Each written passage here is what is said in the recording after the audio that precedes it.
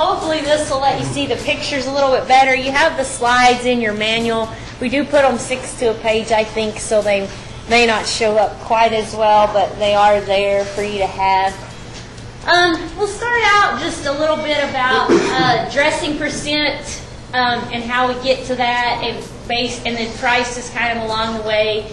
These prices are not exactly relative. They're pretty close, but if we start with the steer at $89 a hundredweight and we slaughter that animal, we have dressing percentage and we leave everything that the carcass yields of fat, bone, and lean on that product, and then depending on what it grades, approximately $140 a hundredweight, and then its byproducts are about $8.25.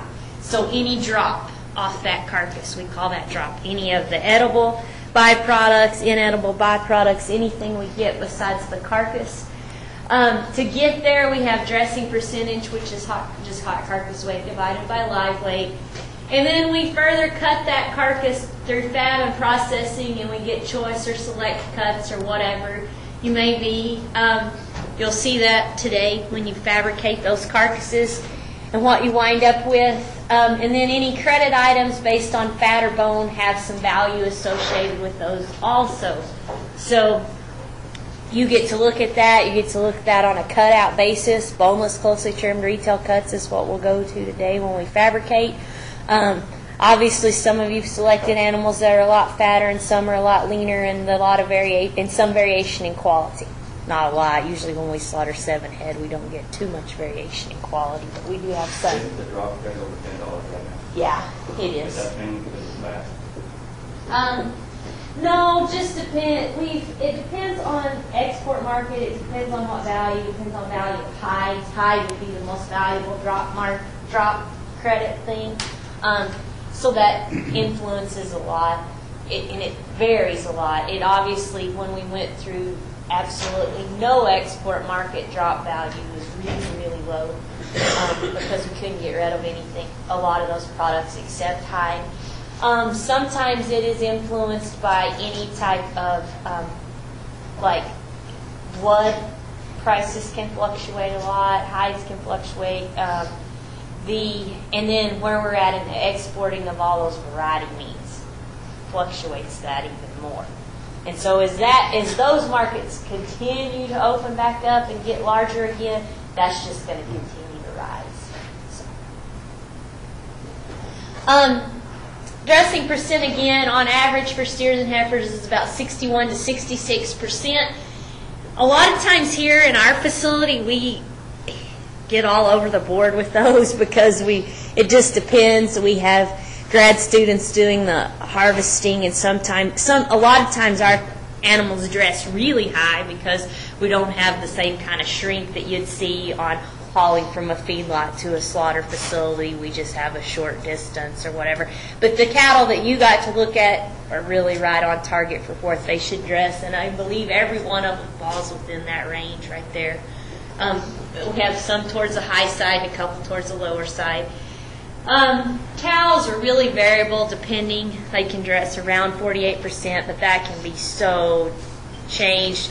If they're bred is a big thing, all sorts of different things. But the main thing for steers and heifers that dressing percentage is affected by, number one, is fill, and then fat, muscling are the next two biggest things. An animal that varies like half an inch in fat can change dressing percentage by 2 or 3%. Extremely heavy muscled animals versus an extremely light muscled animal can change dressing percentage by like 5%. So that those two things really affect it. And then any other things that come off the carcass like mud, horns, any of those things that add additional weight that aren't left will dramatically lower dressing percentage. So, but our biggest thing again is fill would be the number one thing that affects it. So were those cattle dry lighted overnight then, or were they back on? Yes, dry lighted overnight. So they were brought in here on Thursday evening. They just have access to water and then harvested the next morning. So they showed up here about 4 o'clock, so they would be taken off. They were probably pulled off feed their last feeding would have been Thursday morning. and then brought in. So pretty typical. And you want them held off for 24 hours prior to harvest because it really aids in evisceration and of the process, so their rumen is not as full. Because if they are full, you take a lot more risk in puncturing of guts, and then that causes huge contamination issues. So the best thing is hold off 24 hours approximately. So yeah, those were. Just a little bit of differences in inspection versus grading. We are a federally inspected facility here. A lot of meat lab facilities that you go to around the country may just have state inspection. We always like to give the Aggies a hard time because they're state inspected, and we tell them the only reason they won't go to federal is because they have the Texas #1 stamp. That's their state inspection stamp, so they don't want to lose that. So I don't know if that's right or not, but we like giving them a hard time for it. So we are federally inspected. You'll see our federal inspection stamp, and it's shaped just like the one up on the top left. All federal inspection stamps and beef plants are shaped like that. Inspection is just to ensure wholesomeness. USDA Food Safety Inspection Service oversees inspection. And all the major facilities, a veterinarian will be on site for antemortem inspection, and then for other things, if anything has to get retained or held or for any type of disease or any issues. We don't have a vet here. Our inspector, he does all of our antemortems and postmortem inspection. But we do have one, and we have one full-time in this facility. Other meat labs I've been in do not have a full-time one. They'll just come for harvest and then come by every so often if you're fabricating, but we have one that's full-time here. We're big enough and do enough things. It's mandatory that animals that, as long as they're not for custom exemption, they have to be inspected, at least federal or state inspection if the product is for retail. State inspection has to be equal to federal, but state inspected products can't be sold across state lines. And then it's taxpayer funded. So, but what I'm going to talk about is grading, and it's a little bit different because it's not mandatory. The packer has to pay for that service, so it's voluntary. It's done by a USDA grader. Agriculture Marketing Service oversees that. I didn't mention that. I worked for them. And I had lived in Washington, D.C. prior to coming here, and I was with Standardization Branch, and that was part of my job, was oversee the grading system. And the standards, we didn't make really many changes while I was there, but I didn't stay long enough to make many changes because I didn't really like Washington, D.C. So we look at both quality and yield grading. Grading, we can grade all sorts of things. We have grades for cotton, rabbits, poultry, you name it. We've got USDA grades for it, I think, almost. It's a process of dividing a commodity into groups which differ in the marketing process. The grades need to be based on factors that are important to both buyers and sellers. They need to reflect the final use of the product. They need to be practical and conform as closely as possible to existing trade practices. We do have grading standards for pork, and they're never used because they don't really meet any of those criteria right there. And because pork packers they use instruments to estimate percent lean, they're very accurate at what they do, and they are able to price things based on that percent lean, so they don't use the standards, and so they don't even try to update the standards or use them. We try to update them in beef. The last change was made in 1997. There's been about 8 changes since beef grades originated in the 20s. It's a very long and slow and tedious process to make a change to anything that's published in the Federal Register of the United States, obviously, so that's why you can't make changes as rapidly sometimes as we want to. So sometimes it's difficult to change with the market and with what's going on because of that. There is, yes? What's the change in 97? To go from anything with smaller slight marbling of B maturity had to become standard. That's the last change. Yeah. Depending on where it fell, it was a moving, sliding scale. You know, in the 97 they changed it to anything with smaller slight marbling was standard in B maturity. The one commodity that we don't have grades for that is becoming growingly popular, and we've discussed and cussed and all these things about it, is goats. So there is no grading standard for goat, but we don't know if there ever will be one. So Determining carcass value. USDA quality grades predict eating quality, or attempt to predict eating quality, and yield grades predict cutability, so percent closely trimmed retail cuts. The palatability attributes that quality grades try to predict are tenderness, flavor, and juiciness. It's very difficult to predict these things because of the different preferences of people are very different. Cooking methods and seasonings are very different, so predicting that is quite a challenge. And for us in meat science and academia, that's probably our most studied field. We put a lot of time and energy into that, and especially tenderness. Still to this day, one of the best things we've got is the quality grading system. Unfortunately, it's not as good as we would like it to be, but it's the best we've got. We base quality grades on two things, maturity and marbling score. The main place where we look at maturity is we look at skeletal maturity in these thoracic buttons right here, especially those top three up there, the ones associated with the 12th, 11th, and 10th ribs. And I'll show you some more pictures of that. And then marbling score, obviously, at the 12th and 13th rib interface where beef are ribs in the ribeye muscle. So intramuscular fat in that muscle. The maturity groups we look at are A, B, C, D, and E. A and B we consider young. C, D, and E we consider old. So those are associated with old cattle. Anything greater than 42 months of age, typically chronologically, we associate that with. So chronological age. So what we're trying to do is based on physiological factors, we're trying to estimate chronological age.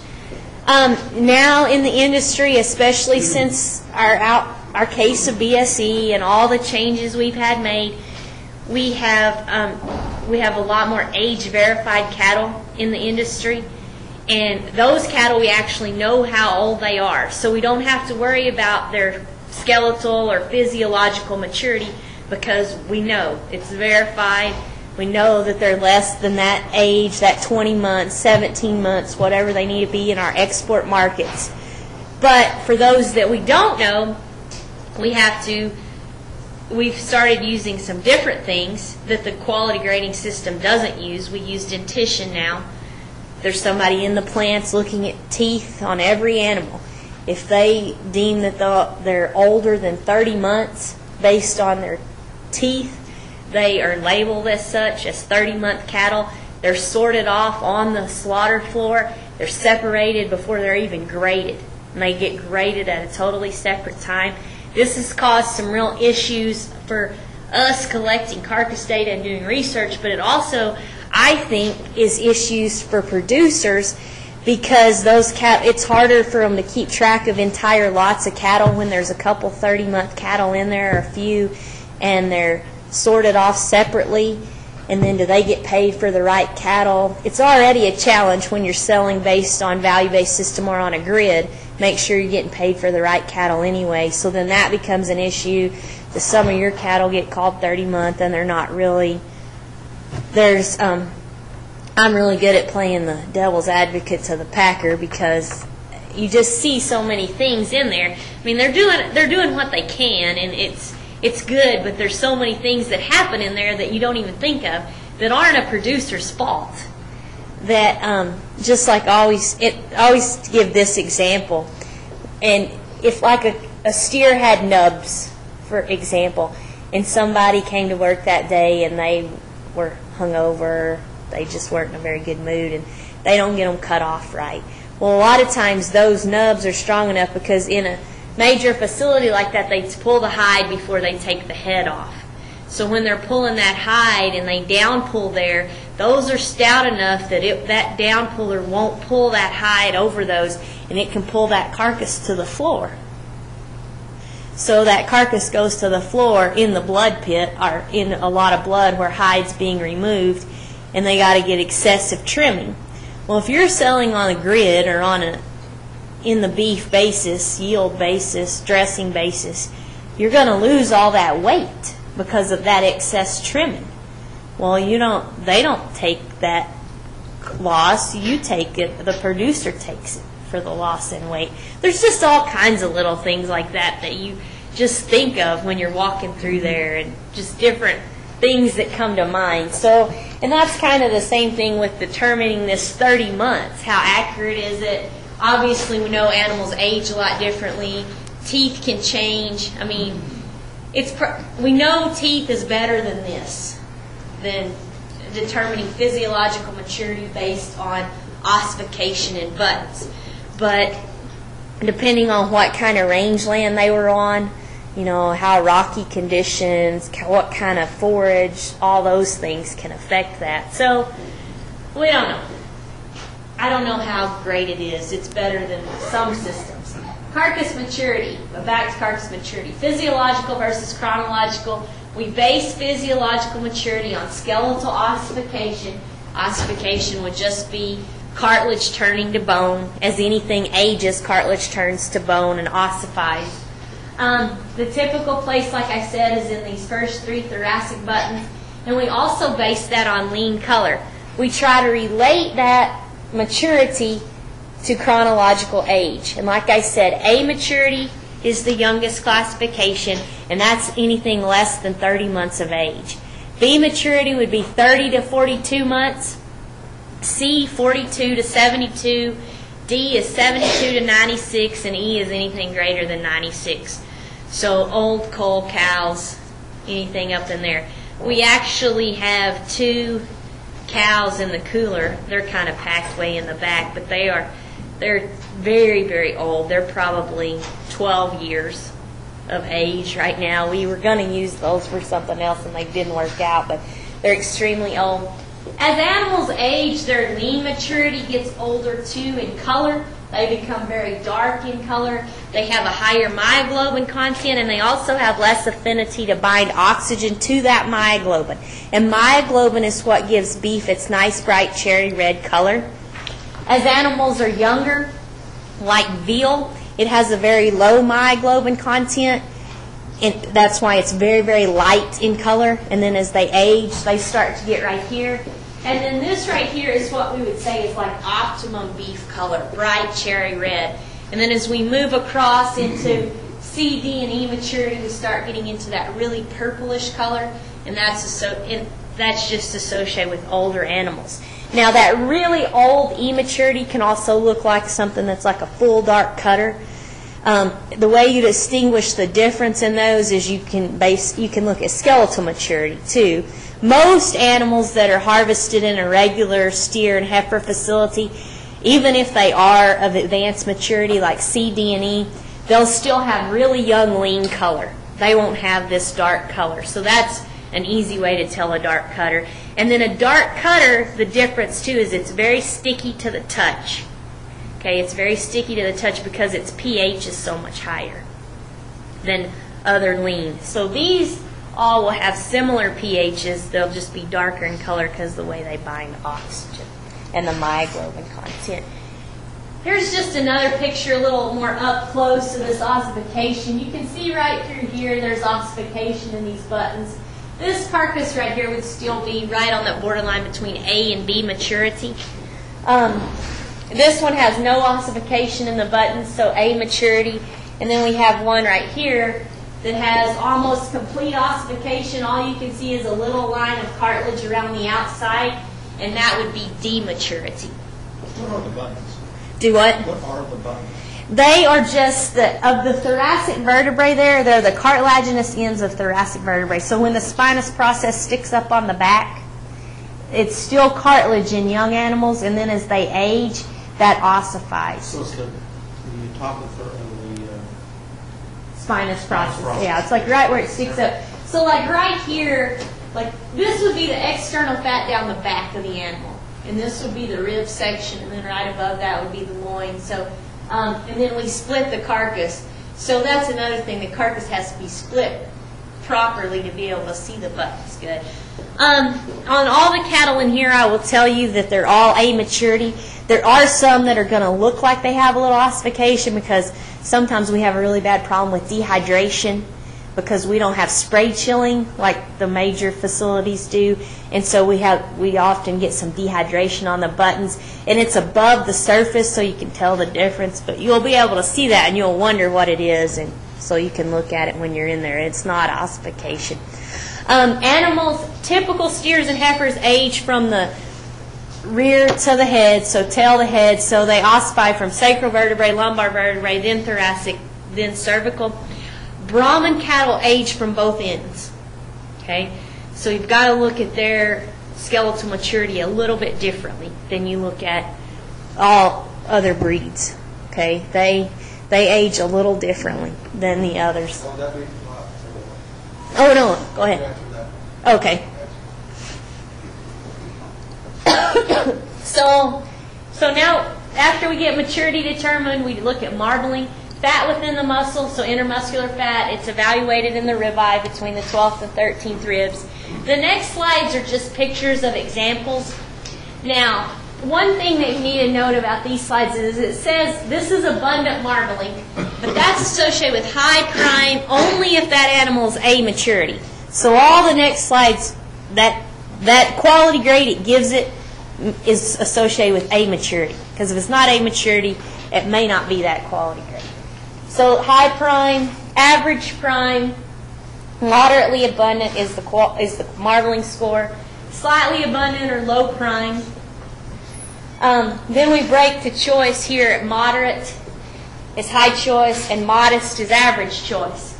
Okay, this would be the line for anything that are a lot of premium choice programs. Certified Angus beef has to have modest 0. Okay, so it has to be what we call upper 2/3 choice. Other choice programs have to have that. There's a lot of programs, premium programs that are at small 50.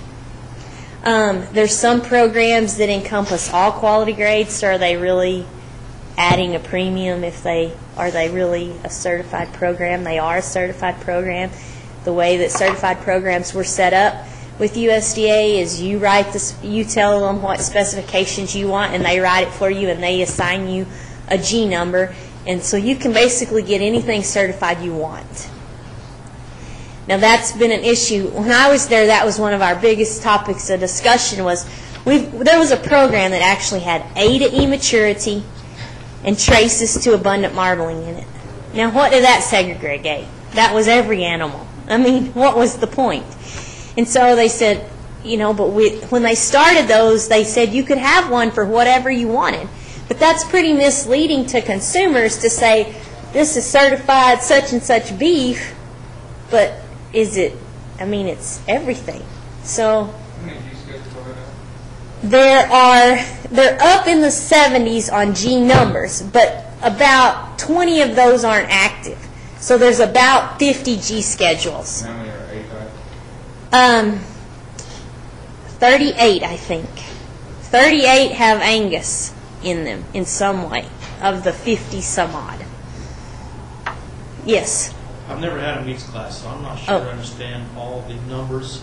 Like in choice, you have 1 to 100, or do you have 1 to 30 for? You have in marbling degree let me write on the board. In marbling degrees, so you have if you have small, which is associated with low choice and A maturity. If you have small 0, that's the very bottom of low choice. So small 90 would be the very top of low choice. Then you would go to modest 0. So that number right there is just the degrees of marbling within that marbling score. So that would be average choice. And then you would go to modest 90, and that would be the top. So they go from basically 0 to 100. 100 and 0 are the same at everything. And that's the same thing in maturity. The low end, like A0 would be the very youngest, and then A90 would be the very oldest in A, and B0, etc. So you have 300 points in choice. In choice. 300 degrees of marble. In choice. In choice. But that's not and that's the same in prime, but that's different in select. Because select only has one marbling score in it. It only has slight. Slight 0 to slight 90 is the only marbling score in select. Now in college teaching, which is very confusing when I send students out and work for USDA, but in college teaching we go slight 0 to slight 40 is low select, and slide 40 or slide 50 to 90 is high select. In the actual grade standards, there is average select. We just don't teach that because, I mean, you can't really distinguish 10 degrees of marbling anyway, or 20. So, but in select, there's only one marbling score. And in standard, there's two. The only two marbling scores in standard are traces and practically devoid. And we have devoid marbling score, but we don't talk about it because we don't use it. And those would be, we don't normally talk about something being utility in young cattle, but that's what a devoid marbling would be in young cattle, is utility. I had a thought and I lost it. So the rest of the pictures are just examples. Low choice, high select, low select, and standard. And then low standard would be practically devoid, so none. The difference between select and standard is about, like if it's a low select, it has about 11 specks of marbling, depending on ribeye size. If it's standard, less than that. If it's practically devoid, it has about 5 specks of marbling, so virtually none to be in that range. And this is all in A maturity. And I'll talk about other maturities with this slide. This is the actual chart that USDA uses, and here you can see the change. Because before 97, if they were B maturity and they had smaller slight marbling, they could still grade choice and select. But that was the last change made. So B maturity, and then all these in A are standard. Now, if you notice, the lines in this chart are sloped across here. They're sloped lines. That means in B, C, D, and E maturity, as you advance in age, you have to have increasing amounts of marbling to be the same quality grade. Okay, and that's just it's pretty confusing to explain at first glance, but after you look at it, it makes a little more sense. The reason that that's a rule is because they believed that in A maturity it didn't matter where you were in A maturity to be the same quality, but with all their studies when they developed these quality grades through the 50s, 60s, and so on, they realized that as animals aged, it took more marbling to be similar in palatability. So they made those lines sloped. We associate prime choice, select, and standard with young cattle, commercial utility, cutter, and canner with old. In a big facility, in a major facility, or any facility where they actually grade carcasses, the only three that they'll stamp are prime choice and select. All of these other animals, anything standard, any of these, anything that's a dark cutter, blood splash, anything like that, they just call it no roll. The reason they call it no roll, it's not really a logical term anymore, but it used to be. Because used to, they rolled the carcass. They actually had a big roller and they rolled the grade onto the carcass. So like if it was prime, they rolled it all the way down prime or choice. But nowadays, and so those carcasses weren't rolled and they were called no roll. And they were all sold at a similar value, and that was pretty much all you had to do with them. Now, the actual grade, they stamp them, and they call them pot stamps in almost all facilities. If the grader stamps it 3 times, it's prime, 2 times it's choice, and 1 time it's select. And the actual grade is on the vacuum package bag. So when they sort them by quality grade, and they fabricate them, so they're fabricating, say, all prime. And they'll go into a bag that's got the grade rolled on it instead of having to put it on the carcass. So that's just saves some time. It makes it a little easier. Now, if they so in some facilities, like if you go to National Beef and Liberal, for instance, they have I think the last I heard they have like 52 sorts that they sort cattle by. They sort based on if they're dark cutter, if they're just a no-roll standard. They sort based on all their premium programs. And they have so many. They have certified Angus. They have all their own premium programs they sort by. It's just crazy because they've got, I think they're using, right now they're running about maybe 15 or 20 different G specifications, and that would be those government certified programs. Like Certified Angus was the first one, so they're G1. They get that designation. Some of the certified programs have 2 different specs within them, like for choice and select. So they'll have like G16A and G16B, and so they'll have those sorts.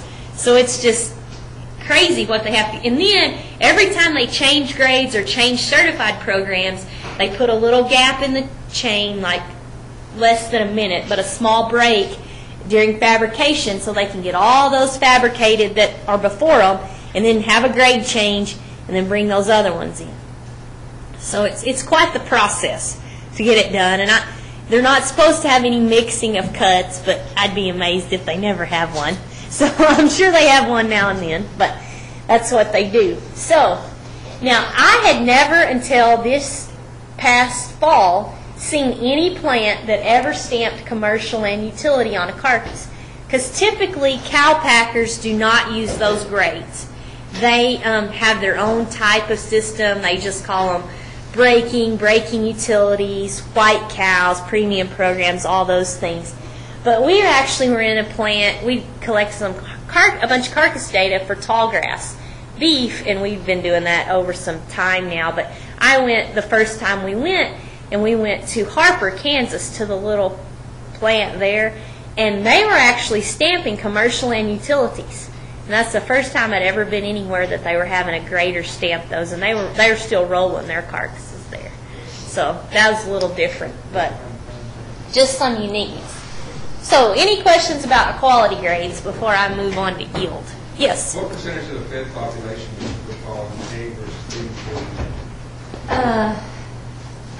About 98.5.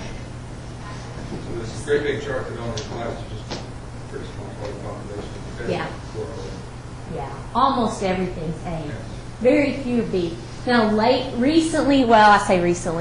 fall, and it fluctuates with price of cattle and feed costs too, because like if people are trying to hold and wait on higher prices, you'll see a little spike in B depending on just what's going on in the industry.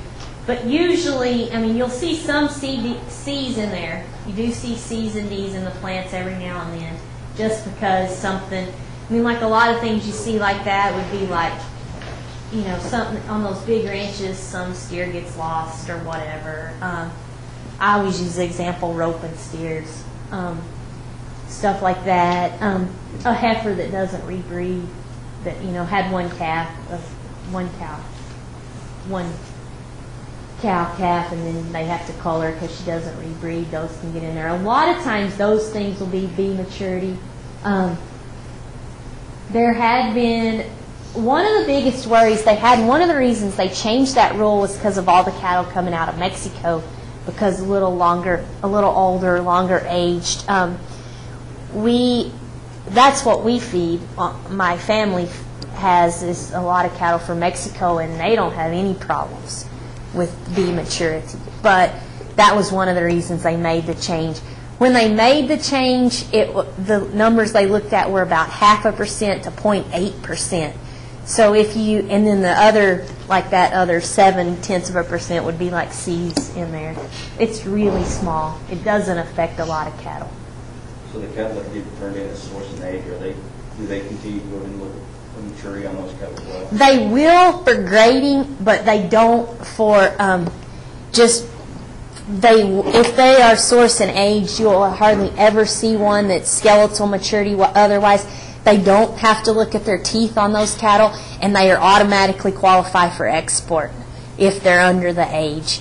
That's another sort that all the packers have now, is they sort for export because of that 17 months, and almost every packer that I know of identifies those with a J, just for Japan, even though that's not where they're all destined for. Anything that's age verified, I mean, they wouldn't age verify them if they weren't going to ship them in time to meet that market anyway. And so they They identify them all in there. They usually set aside a day to kill the Yeah. source in each county. Yeah, a lot of places do. And they'll sort those, and those will be specially fabbed too. They have to all be specially fabbed together. We're starting to get enough of them now that are age verified. Like you said, they can almost set aside like a whole shift, and they can set aside that way they can fab them all together as bigger groups too. So that really helps them. I don't know. It's tough, and I don't know how. I mean, I know a lot of places are pushing for that, and there is a real value there to having that age verified, because we do have so many issues with the other things with teeth coming into play now. That changes things a little bit. So having that ability to do that's important. It's pretty. Doesn't work in all settings, obviously, but it is very beneficial. So, what else about quality? Okay. When you guys go in there, you'll break into your groups. You can look at all the cattle. You'll find yours too, and specifically collect the carcass data on yours. Everybody will get a set of modeling cards, and you'll have to quality grade it. I already told you they're all A maturity, so that'll take that out of the equation a little bit. So now yield grading. Yield grades indicate carcass cutability. Percent of boneless, closely trimmed retail cuts from the round, loin, rib, and chuck. So when we get a carcass, we fabricate it and we put all the fat and bone in one pile and all the lean in the other pile. It's that proportion of lean in relation to fat and bone, and that's what we're trying to predict with yield grades. Yield grades do a pretty good job of that. This is what we basically get. This picture doesn't show bone, but it does show fabrication of a whole strip loin and all the trim. This one's probably trimmed still to, we're looking at about a 1/4 inch trim. We have all this waste and then a little bit of trim that would go into some kind of lean trimmings, ground beef, whatever. Trimming to a 1/4 of an inch, so if we go to a 1/4 of an inch, and everything goes to a 1/4 now, if not an 1/8 or denuded. Everything's trimmed that much. In the 80s, we were still at commodity trim, a lot of times of an inch. Then we kind of moved to 3/4, and then we moved to a half. Now we're to a 1/4 of an inch or less of all trimmings of almost every cut. So trimming to a 1/4 inch shaves about 70 pounds off a typical yield grade 3 carcass, and about only 45 off a typical yield grade 2. So you can see how much more fat's associated with a yield grade 3 than a yield grade 2. A yield grade 4 carcass, you're typically going to shave off probably about 110 pounds of fat, or 120 sometimes. So a lot more fat there. What we get, percentage boneless, closely trimmed retail cuts associated with yield grade 1, 2s, 3s, and 4s. 1s are typically 52 and higher, 2s 52 to 50, 3 about 50 to 48, 47.7, 4s down to 45, and then 5s are 45 or less percent. So actual percent cutout value that you can sell is on a yield grade 5 is really low. Yes? Is that on a carcass basis or related back to live weight basis? Carcass basis. So on a live weight basis, it's even worse. Yeah. Significant. Yeah. So we're raising a 1,300-pound animal and getting 30% of it back at meat, 35% of it back at meat. Pretty close. But you've got a lot of value in all that other, in the drop too. I mean, that's not all. And you've got value in fat and bone. You just putting a lot of feed into, especially when you get to yield grade 4s and 5s, putting a lot of wasted material there that's not of a very high value. So that becomes an issue.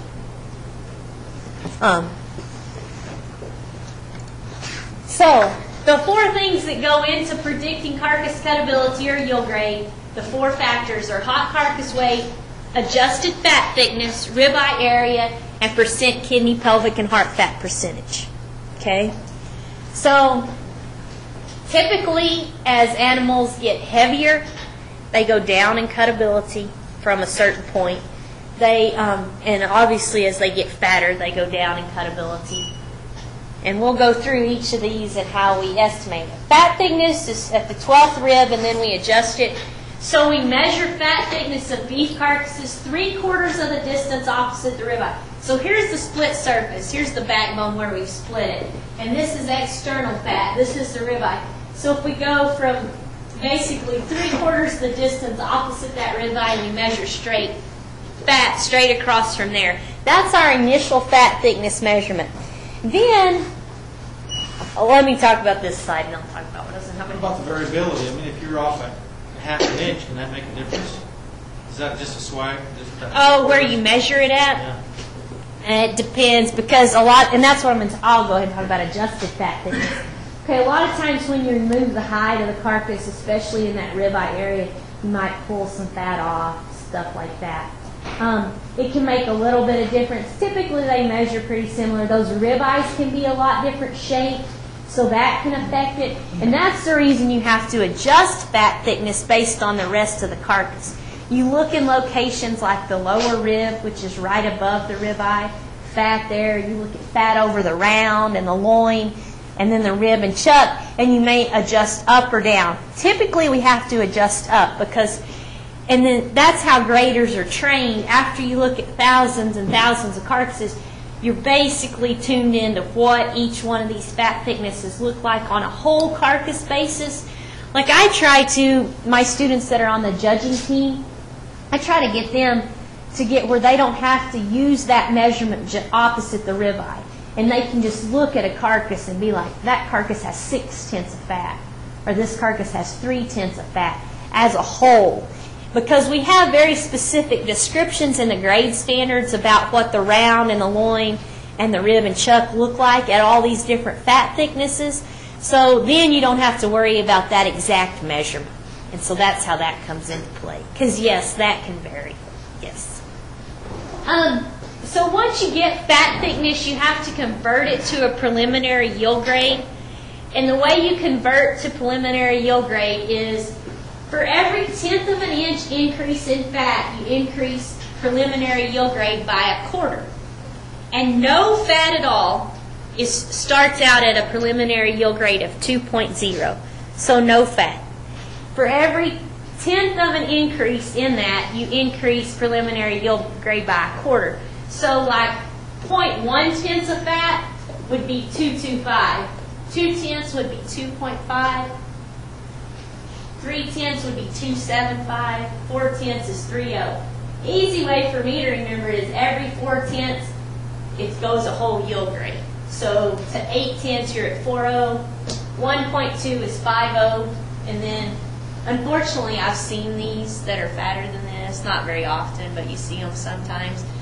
This past fall we go to Dakota City, Nebraska, where our international contest is held, and we saw one with 2.8 of fat on it. We almost all had a heart attack. They got excited because it was obviously the fattest one they'd ever seen. I think it might have been the fattest one I'd ever seen. So it was excessively fat. That's obviously off the chart for what we have for yield grading. So very fat. Do what? No, it was low choice. We had. I don't take offense to this, because if you are if you have these breed of cattle, don't be offended. But we had a couple of Hereford kids on our team, and we loved jabbing at them about Herefords. So of course, some of us find this carcass and we're like, we found this awesome Hereford, and we take them all over there. So they got mad at us. We really enjoyed that because we told them that their cattle would never grade higher than low choice, so we had big fun with them about that. But it was fun. We had a good time, especially one of the guys, because he was from Alabama, and he loved to argue about everything. So it was entertaining for us anyway. Examples. This would be no fat, just a very thin layer of connective tissue covering here. Preliminary yield grade of 2.0. Virtually never see anything that looks like that in a steer and heifer facility. You will see some of those, maybe cows, that look like that. You don't want to see that. We have to have some fat cover there. No fat is bad. We have to have some kind of, at least 2/10, if not 3, for some kind of protective layer when we're chilling that carcass, or we're going to have some quality issues, and you probably learned about some of those last night. With chilling too rapidly, we can get some cold shortening and heat ring, and especially these middle meats, these high-priced cuts. So that's really important to have some fat. That's not acceptable, really, to be that lean. This is 4/10 of fat, or a preliminary yield grade of 3.0. You can see a nice thin covering over the round, a little bit thicker covering over the loin right here. This would be lower rib that we talk about, and then rib and chuck, nice covering. Then we have an example of a 4.0. So this would be 8/10 of fat. You can see significantly fatter, pretty smooth from tying in from the sirloin down to the loin, and then a lot fatter over the rib and chuck. So quite a bit fatter carcass. And then this carcass is a lot fatter at 1 inch too. Significant layer over the round, tons of fat over the lower rib. So really fat carcass. So ribeye area. We measure ribeye in inches squared. I had to go to Australia this summer, and it didn't even hit me till I started looking at all their information and their metric. Oh, wow. So I have to figure out how to do everything metric. So that'll be exciting for us. But we measure ribeye. We measure just the longissimus muscle. You can use a grid. Obviously, graders grade carcasses at about 400 an hour. They don't have time to be gridding and probing and measuring these things. At 400 an hour, it's pretty speedy. Today, when you calculate your yield grades, you're going to do it to the nearest tenth. They only have to do it to a whole number, so that's a lot simpler for them. But when you calculate yield grades, let me see if I got a grid. You have this grid, and it's shaped like this. That's a really old grid. This is the newer grids. And this outline here, where just this straight box and the 8 on the bottom, that's 8 square inches in there. That's 80 boxes. Every one of these little boxes is 1/10 of a square inch. And then this one out here is 10 more. And then this one's 20. So if you fill in this bottom line and then this whole bolded part, you're at 11 square inches. If you have like 12 more dots besides those 110 in there, you're at 12 too. If you just count the boxes and you get 133 boxes, that's a 13.3 square inch ribeye. Okay, and I'll show you guys how to do that, but that's what the grid looks like. And that's how you measure it. So then you have to figure out how to make adjustments based on hot carcass weight, and we make the adjustment based hot carcass weight and ribeye together. So for example, a 600-pound carcass needs an 11 square inch ribeye. We have that relationship because as carcasses get heavier, they need more muscling to be the same cutability. Lighter weight carcasses need less muscle to be the same cutability. So we can make our adjustment for hot carcass weight and ribeye together. An 800-pound carcass needs a 13.4. If you notice, and it'll tell you what your carcass needs on the grid, but a 600-pound carcass, 11.0, for every 100 pounds it needs 1.2 square inches more, because a 700 needs 12.2. And every 25 pounds it needs 3/10 more. If it's in between here, like if it weighs 634 pounds, it would need 11.4. But it says on the side of the grid what size of ribeye is weight, so it gives that relationship. So when you make this adjustment, for every inch deviation from what it needs, you add or subtract 0.3. If it has more than what it needs, if it's heavier muscled, it's going to have a lower yield grade, so you're going to subtract that number from your preliminary yield grade. If it's lighter muscle, so it has a smaller ribeye than what it needs, you're going to add that to that preliminary yield grade because it's lower in cutability, so it has to have a higher numerical yield grade. So example, if an 810-pound carcass requires a 13.5 square inch ribeye, because 800 is 13.4 and 825 is 13.7, the actual ribeye size we measured is 14.2. We take that required minus the actual, so 13.5 minus 14.2 is 0.7 times 0.3 is 0.21, minus 0.21. So it has a larger ribeye than required, so we subtract, and you just carry the sign with it. If you always subtract needed by actual, it'll always have the right sign with it. We always drop off the hundredths in yield grading. We just either, if it would have been 0.27, we would have called it minus 0.3. It's just simpler. So that's how we can calculate it. Last thing that goes in the yield grade equation is kidney, pelvic, and heart fat percentage. Kidney, pelvic, and heart fat percentage is the fat right here that's in the internal cavity. That can be a lot to not much. So that's kidney fat, then up in the pelvic cavity is pelvic fat, and down in the forequarter would be heart fat. That percentage is based on percentage of hot carcass weight. Okay, so that percentage, so if a carcass weighs 700 pounds and we say it has 2% kph, that means it has 14 pounds of kidney, pelvic, heart fat, approximately. And we just have to estimate that. We typically try to tell students, like count softballs, and that each softball would weigh a pound or whatever. You finally just get to where you call it. I had one kid on last year's team, he just called every single one 2%. He never would try to even attempt it.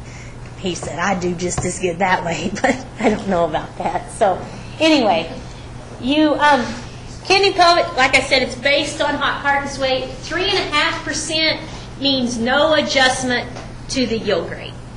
For every 0.5% deviation from 3.5, it's plus or minus 0.1 adjustment to preliminary yield grade. If it's more than 3.5, you add to preliminary yield grade, and if it's less than 3.5, you subtract from preliminary yield grade. So, for example, if it's 2%, it's minus 0.3. If it's 2.5%, minus 0.2. Now, when you look at your carcasses today, you're only going to have one side of those carcasses to look at instead of both sides. So, you're only looking at one, so you got to double that. So if you think there's like 10 pounds there, you call it 20 pounds. Okay? So, here's some examples. These pictures are really hard to see. 4.5% would be plus 0.2, but it's really filled in, really full, all through the kidney area, quite a bit of pelvic fat. 3.5, just kind of typical.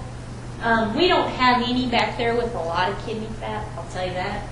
We'll help you out a little bit. And then 2.5 and 1.5. We don't have.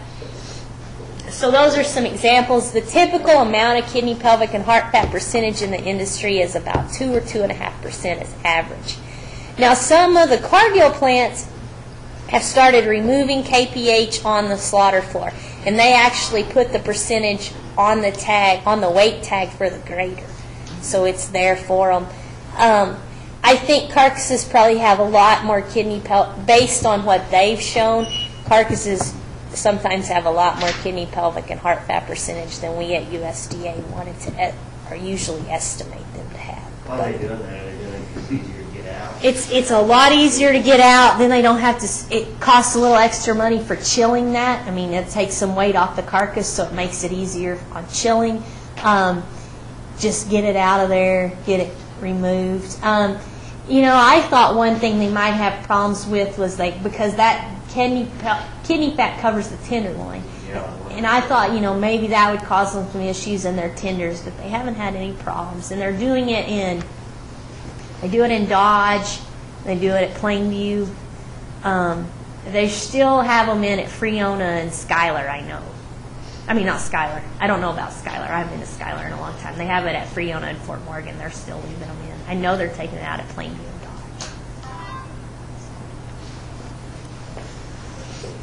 Dodge. So here's the equation. This is a longhand. What we've just gone through is the shortcut way to yield grade. This is the equation. Yield grades are based off this regression equation. When they develop yield grades, they actually fabricated thousands of carcasses and got percent boneless, closely trimmed retail cuts, and they took all these different kinds of measurements, and they ran regression, and this is the best they got for predicting of yield grade and the simplest method. And so if you plug those your actual values into this equation, you'll get the yield grade answers, same as you would get doing it the shortcut way. And so this is just the long equation for the shortcut method of yield grading. That just shows the grading stamps. This is a carcass that's actually rolled, so yield grade 3 choice carcass. Just a little bit on instrument grading, and I'm running a little bit overtime, so I'll kind of speed up. A lot of the packers have really promoted instrument grading. They're trying to convince USDA to go to an instrument grading system. Some of the systems are approved for marbling. There still has to be a grader there to look at maturity. They are also approved for fat and ribeye measurements.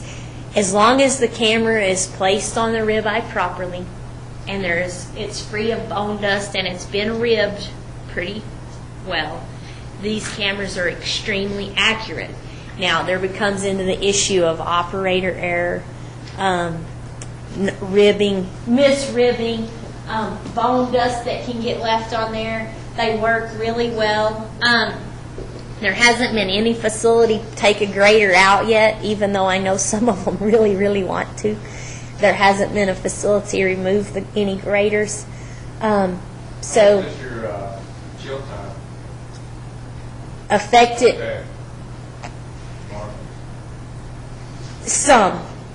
We went through a period in meat science where they believed that increasing chill time would increase marbling enough that they started increasing size of hot boxes, so chill coolers, to go to 48-hour chill. A bunch of places went to 48-hour chill. Then over time they realized that wasn't helping them that much, so they went back. A lot of places have gone back to 36, and even several packers have gone back to just 24. You do need 24-hour chill just to go through all the steps of rigor mortis and have it even muscle converted to meat properly for grading. But past that, and especially with the use of a lot more places using high voltage electrical stimulation instead of just low voltage, you don't need that extra chill time to get same amount of marbling. How much time does the rib, between ribbing and grading? Affect marbling. You need to be able to allow for oxygenation of the ribeye, so a nice bright cherry red color so the marbling shows up good. You need about 15 minutes. Now, if it's longer than that, it doesn't matter. You know, if your bloom chain is 30 minutes, that's good too. They try to use, most bloom chains are about 20 minutes. So from the time you rib the carcass till the grader sees it, it's about 20. So that will affect a little bit, not a lot. You don't want shorter than 15 though, because it won't allow for long enough oxygenation period there. So it will be that bright red color. Because when it's not exposed to oxygen, it's that dark purple, just deoxymyoglobin color. So you have to expose because you can't see marbling good enough. Yes? Are all the packers using the camera now? Not all. It's not in all facilities. I would say that they all have it at least in some of their facilities. What they use it for varies. Everybody's still got a grader there and it's still doing their yield quality grading. Some of them are using it for their own data, to predict cutout data. Some of them actually use it for, like in the Nolan Ryan program, they have the camera that certifies tender or not to even allow it into the program. So it just depends on where it's at and what they're using it for. Some of the packers are ready to move forward with using it for their grading system. It's just, I think they're really weird and tentative. I mean, you get into that issue too. If you pull graders, you say USDA says okay, you can go with the camera. I mean, you're still going to have one there for certification programs and all those things. So you're going to have one there. But then a lot of those plants are running fast enough. They got to have 3 graders because their graders like on for 45, off for 45. You know, because you can't expect them to stand there and grade all day. What if your camera goes down? You know, you can't afford to not have those cattle graded. What can we use to predict carcass after today is obviously electronic at that point. Oh, you can use it. Some of them do. People getting data back that way though too? From the camera? Yeah, lots of people are. I don't know how many, and I don't know how many are requesting it, but yeah, you can get it, and they can get it, and they have access to it. A lot of people, if you have the technology as a producer, and if you request, some of the packers will even give you the images. And that's a little harder to get, and they do take up a lot of space, but you can get them for some things, definitely. Every now and then we have some things that we'll get the images for. And we've gotten to where when we collect carcass data in these big plants, we won't grid ribeyes hardly. We'll use camera ribeyes. I mean, they're pretty good. You just have to watch them. I mean, if you're standing there watching and using them, you can tell when it's off on its measurement, and just you grid that one or whatever, but they're pretty good. We're getting about a fourth of the cattle that we have in the benchmark database right now. We're getting a camera data on the fourth of them. What else? What other questions? Just have a few more images. This is an up-close image of what it gets. It really, like this is RMS's system. Some of them, RMS is kind of in some problems and has been pulled from a lot of the packers, and so now we've gone to C+V. But it takes all these fat readings right here. It highlights, it actually distinguishes coarse marbling versus fine textured marbling. So green is coarse, yellow is fine. Outlines the ribeye perfectly in blue. This is obviously a very good image. It'll give you all sorts of measurements. It'll break the ribeye down into quadrants and look at it. It does all sorts of things. So it's pretty good at what it does.